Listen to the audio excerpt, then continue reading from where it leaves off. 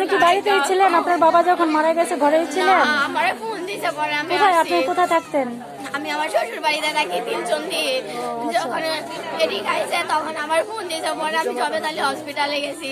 ওইখান থেকে আমি আবার সরকারি হসপিটালে লয়ে গেছি।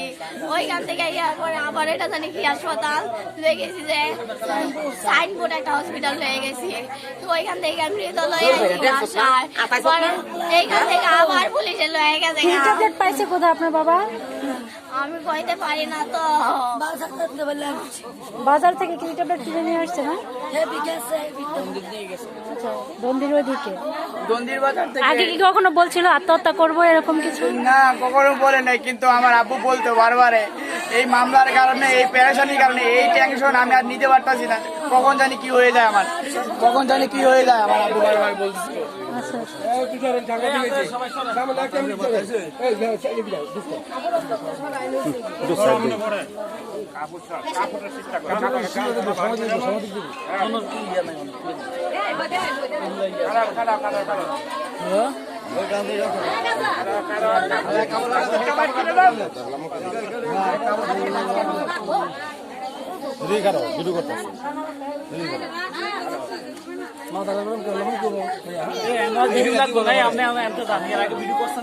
আচ্ছা ওই যে ভিডিও আর করা দরকার নেই।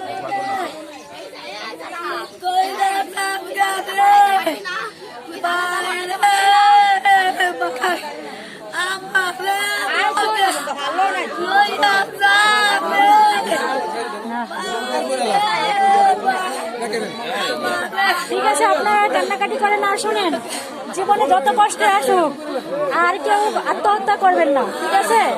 আপনাদের যত সমস্যাই হোক এর জন্য আইন আছে, প্রশাসন আছে, বুঝছেন? আপনারা আমার সাথে যোগাযোগ করবেন, আর কেউ এভাবে আত্মহত্যা করার চেষ্টা করবেন না। একদিন মারা গেছে আছে ওদের কাছে, ঠিক আছে? হ্যাঁ, আপনারা আমার সাথে যোগাযোগ করেন, আমরা চেষ্টা করবো এটা সমাধান করে দেওয়ার জন্য, ঠিক আছে? ঠিক আছে।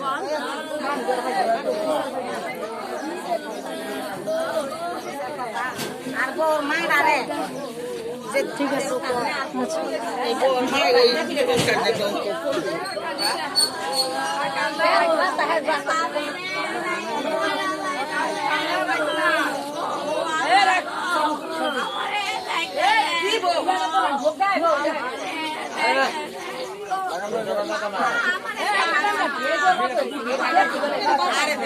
দেখাবো আপনাকে।